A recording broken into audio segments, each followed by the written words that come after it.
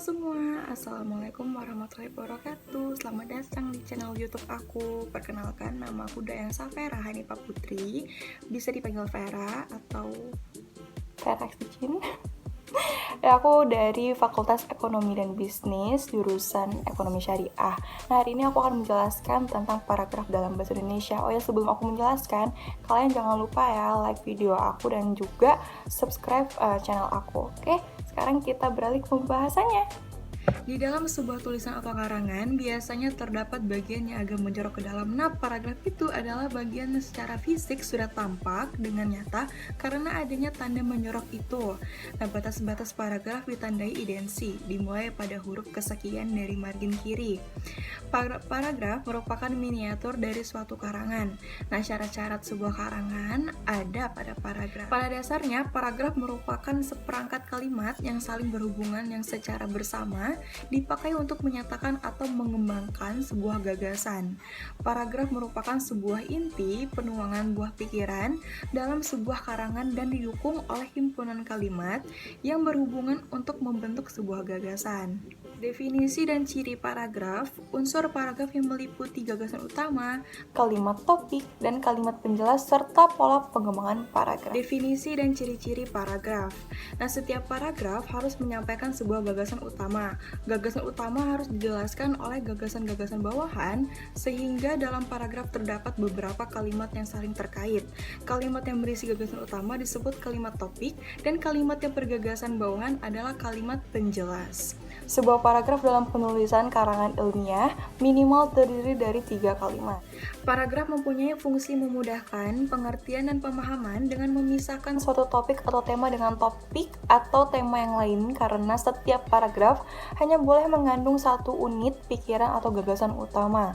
Gagasan atau ide pokok berfungsi sebagai pengendali informasi yang diungkapkan melalui sejumlah kalimat. Paragraf mempunyai gagasan utama yang dikemas dalam kalimat topik. Bagi penulis, gagasan utama menjadi pengendali untuk kalimat-kalimat penjelas atau pengembang agar tidak keluar dari pokok pembicaraan. Bagi pembaca, gagasan utama menjadi penuntut dalam memahami isi karena disitulah inti informasi yang ingin disampaikan penulis. Di samping ini, aku akan mengasih definisi lain dari paragraf yang dikemukakan para ahli. Check it out! Paragraf adalah bagian dari suatu karangan yang terdiri atas sejumlah kalimat yang mengungkapkan satu informasi dengan ide pokok sebagai pengendalinya, ujar Ramlan. Paragraf merupakan sekelompok kalimat yang saling berhubungan dan bersama-sama menjelaskan satu unit pokok pikiran, ujar Wiyanto. Dalam Lunsford dan Connor dijelaskan bahwa paragraf adalah sebagai kumpulan kalimat atau group of sentences atau satu kalimat yang membentuk sebuah unit. Oke, secara umum, paragraf yang efektif mempunyai ciri-ciri sebagai berikut. Yang pertama, mengandung satu gagasan utama yang dijelaskan dengan beberapa pikiran penjelas. Kedua, pikiran penjelas yang betul-betul mendukung gagasan utama. Yang ketiga, gagasan utama dan penjelas yang dikemas dalam kalimat yang lugas dan efektif. Dan yang terakhir, kalimat yang satu berkait serasi dengan kalimat yang lain dalam sebuah paragraf. Fungsi paragraf. Paragraf mempunyai 5 fungsi. Yang pertama, satu, mengekspresikan gagasan dalam bentuk tulisan dengan memberikan suatu bentuk pikiran dan perasaan dengan serangkaian kalimat yang tersusun secara logis dalam suatu kesatuan. Kedua, menandai peralihan gagasan baru. Bagi karangan yang terdiri beberapa paragraf, ganti paragraf berarti ganti pikiran juga. Ketiga, memudahkan dalam peorganisasian gagasan bagi yang menulis dan memberikan kemudahan pemahaman bagi pembacanya. Keempat, memudahkan dalam pengembangan topik karangan ke dalam satuan unit pikiran yang lebih kecil. Dan yang terakhir, memudahkan dalam pengendalian variabel, terutama karangan yang terdiri dari beberapa variabel. Sekarang beralih ke gagasan utama dan kalimat topik. Kalimat yang mengandung gagasan utama atau ide pokok paragraf disebut dengan kalimat topik atau kalimat utama. Jadi, kalimat topik paragraf harus berisi ide utama dari paragraf yang bersangkutan. Satu gagasan utama dapat dikembangkan menjadi beberapa kalimat topik sehingga dapat dilahirkan paragraf dengan dimensi yang berbeda. Fungsi kalimat topik yaitu memberitahukan kepada pembaca mengenai apa yang diperbincangkan di dalam paragraf. Bagi penulis, berfungsi sebagai pengendali atau pengontrol terhadap permasalahan yang akan dibicarakan, dan juga berfungsi sebagai pemberi arah terhadap semua permasalahan yang dituliskan di dalam paragraf itu.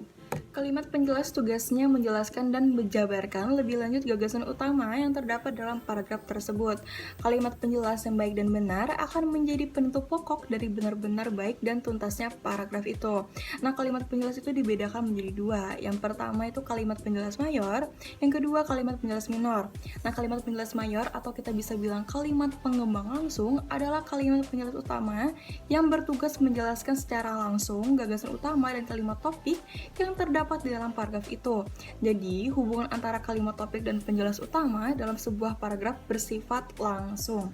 Nah, yang kedua, kalimat penjelas minor atau kita bisa bilang kalimat pengembang tidak langsung adalah kalimat penjelas yang tidak secara langsung menjelaskan gagasan utama dan kalimat topik paragraf.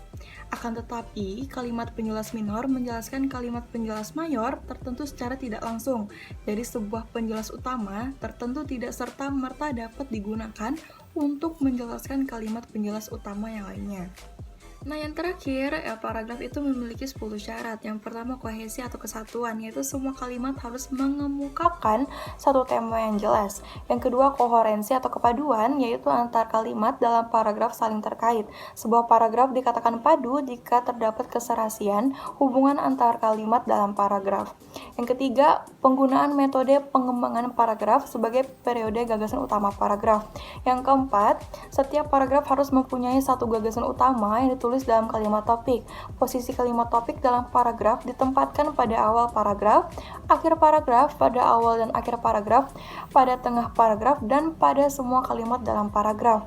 Yang kelima, penulis paragraf tetap memperhatikan kaidah satuan bahasa yang lain seperti ejaan, tanda baca, kalimat, diksi, dan bentukan kata. Yang keenam, dalam penulisan karya ilmiah, penulisan paragraf harus memperhatikan hal-hal teknis penulisan seperti kutipan, sumber rujukan, tata letak grafik, kurva, dan gambar. Yang ketujuh, pembagian karangan pendahuluan isi dan simpulan. Kelapan, penulisan paragraf yang menjorok ke dalam, sejajar, atau menekuk. Kesembilan, penulisan juga memperhatikan jumlah kata atau jumlah kalimat dalam sebuah paragraf, yaitu jumlah kosakata paragraf antara 30 sampai 100 kata dan jumlah kalimat minimal 3 kalimat. Dan yang terakhir, jika uraian paragraf melebihi 100 kata, sebaiknya dibuat menjadi 2 paragraf. Nulis pun memperhatikan jelas-jelas paragraf pada posisi. Oke, cukup sampai di sini saja pembahasan dari aku. Terima kasih banyak yang sudah mau menonton video ini. Mohon maaf bila banyak salah kata dan juga kekurangan yang lainnya. Thank you for watching semuanya. Bye-bye. See you on my next video.